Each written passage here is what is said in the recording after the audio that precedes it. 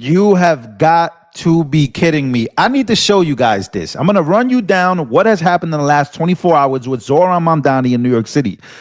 He now is basically quickly, unexpectedly giving up his tough guy talk, because when you look at it, and I'm going to show you this meme that's rolling around, is that Zohran is cooked, right?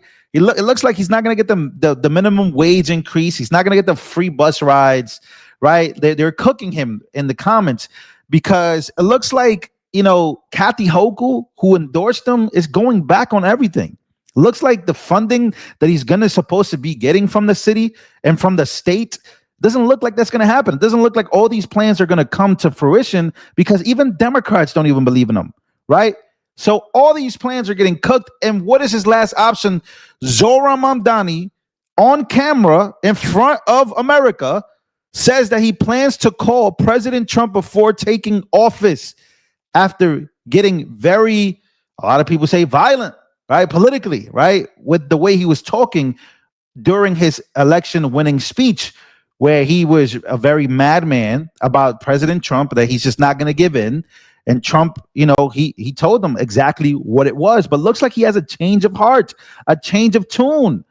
Who the heck would have expected this particular engagement? So here we go. I got to show you guys the video because it's actually pretty crazy and chaotic. Then I'm going to show you what his energy was like before last week, right? Because there are so many things happening to him. He's already been stopped. He's getting stopped already. It looks like, again, Kathy Hochul has come out and said, you know what? Taxing the rich is not going to happen. Minimum wage, it's just not going to happen. All these things that he has been already promised. And by the way, he's already asking people to donate to his campaign after promising free things. So let's take a listen to this, ladies and gentlemen. Trust me, you're not going to want to miss this. Proactive in the work that I do, and I think that is because of the responsibility I hold to 8.5 million people of being their mayor.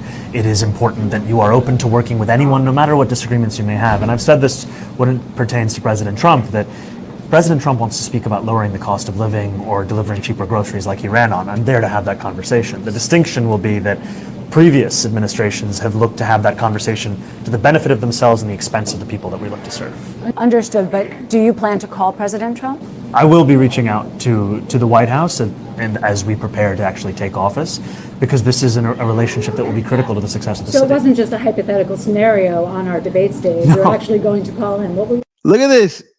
Look at this. So now he is saying that he is going to call President Trump because he's realizing that he's not going to get the funding that he needs for these big plans. He needs to actually be friends with President Trump if he actually wants to do some of the things that him and Trump can probably agree on, which is affordability, but not in the way that he has promised the American people that live in New York City, the 8 million Americans that live in New York City. So I can't even, somebody said, don't say Americans because apparently they're not even showing IDs to see who's voting. So we don't even know.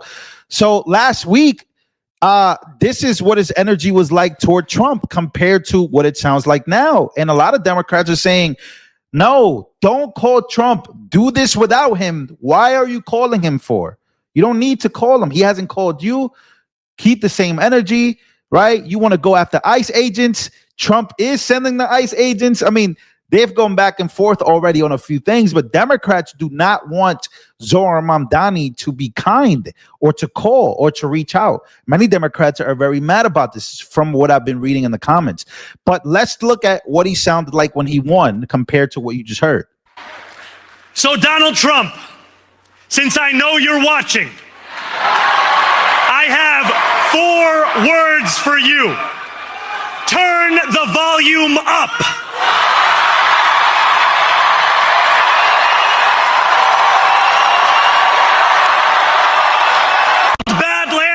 To account, because the Donald Trumps of our city have grown far too comfortable taking advantage of their tenants. So the Donald Trumps of the city have taking advantage. Donald Trump is the enemy. You heard it. You heard the people cheering. You heard the DSA, the Democratic Socialists of America agenda that pretty much got him elected, right? All these college people, all these college kids, even people my age, 28 younger, 28 older, even though a lot of the people that voted for him aren't really even from New York City in the last 6 years. They didn't grow up in New York City like I did. But that's another conversation for another day. But you heard him. You heard the type of energy that he had. He told Donald Trump to turn it up. I'm not scared of you. He's been saying this for some time, but again, many different people are now criticizing him because he has this energy. I'm going to go and play it one more time. You heard him being mad. What is this? What is this? But do you plan to call President Trump? I will be reaching out to the White House and as we prepare to actually take office, because this is a relationship that will be critical to the success of the city. So it wasn't just So you do need Trump. So you do need the White House. Okay, cool. So again, a crazy change of hearts, and everybody is memeing this. Everybody is memeing this in the comments. Everyone, right? Because all mayors should speak to the president of the United States, right? And again, everyone in the comments is hilarious. Funny how he didn't mention this before he would have gotten elected. Look at this. Democrats in the comments are mad. They are mad because he's about to talk to the guy that, he has painted the picture to be the worst type of person, to be the worst president. He just got mayor elected. Granted, it's extremely important to the city, but at the end of the day, his job is to fill the potholes. And again, some people are saying, look, Mamdani, Poppy Trump will talk funny too. What doesn't do is who to talk to. Somebody said, I think he likes Trump. All these people voted for him against Trump will be going crazy. Mamdani needs federal funds and he knows it. He will be begging. So again, people are already saying that he's begging. He is already flopping already. I thought he was going to be Trump's worst nightmare. Why do you need him now? After his acceptance speech, why would Trump even take his call? This is crazy. Everybody, I'd pay money to listen to that phone call, somebody said. I thought he was going to fight against him. What happened? Crazy. So again, you see it. You see where we're going with this, ladies and gentlemen. You see where we're going with this. I really wanted to give you guys an update there because there are so many different things that, apparently this dude was supposed to be the biggest fighter against Trump, but he's noticed that Kathy Hochul and many different people are against him. He's noticed that there is some type of holdup between the Democrats, and it just doesn't look like he is getting exactly what he wants, especially since being elected. So going into January 1st, he has to call President Trump. And now Trump, what Trump is going to do, knowing that Democrats don't want to work for him, he's probably going to make him beg. Now that we got past that, I do want to show you guys a clip as to who in New York City actually voted for Zohran Mamdani, right? Who voted for him? And I ran into this video because I thought it was very important in the context of this conversation about the voters, because that's who he's fooling by trying to be tough to President Trump, knowing that he's the president. And right, starting on January 1st, you're going to be the mayor of the biggest city on the planet with the most money. And you're going to need to probably reach out. But who is voting for Zohran? And I found this. Mamdani voter says that the billionaires should leave due to high taxes. The middle class should have taxes raised. Tax the ish out of everybody. Watch this. And then I'll play another video that I think is very important. Take a listen. Well, how are we going to pay for it? How are we going to pay for it with tax money? With tax dollars. Okay, where the tax dollars come from? Tax dollars are coming from all of the billionaires and wealthy people. Well, they already pay, the top 1% already pays 50% of all taxes. Yeah. Can you IRS data reflects that the top 1% already pays 50% of all taxes. But I ask you, so if you tax the rich to oblivion, Yes. What happens when the rich leave the city? Who's to tax then? They won't leave the city.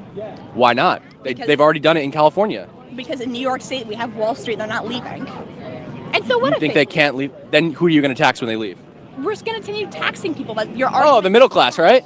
Yes, actually, the middle Oh, class. okay, so you explained it. So we're going to tax the shit out of the middle class when the rich people leave after you tax the shit out of them. I think we should tax the shit out of everybody. Yes, I think the middle class should be taxed 50%. Crazy. You heard it from her. So then that leads me to Avery Day. I thought it was a very important video. You got to watch this together. I really like this video. because she breaks down the people who voted, especially the women who voted for Zohran Mamdani in New York City. Take a listen. White liberal women with a savior complex are the worst. In New York City, women aged 18 to 29, 84% of them voted for Zohran Mamdani. I guarantee you most of them could not tell you why. Besides, something about empathy towards migrants. The same migrants that want to implement Sharia law, which takes away women's rights. The irony of this is women aged 18 to 29 are probably likely the target demographic for men. So they are voting to make their city less safe for themselves when they are getting stalked or harassed or raped or worse by a mentally ill homeless person. A social worker will show up, an unarmed social worker with no training, because Zohran Mamdani wants to defund the police. They want to protect the illegals in our country and make New York City a sanctuary city, because Orange Man bad. But what they don't understand is that idea that there is a hierarchy to civilization, that the rest of the world is so bad we have to open our borders for other people to come in because their lives are worse outside of the country. That's an acknowledgement that there is, in fact, a hierarchy to civilizations, that there is a better way of thought, which obviously America has, because we were built on capitalism. Another thing that Zohran does not believe in.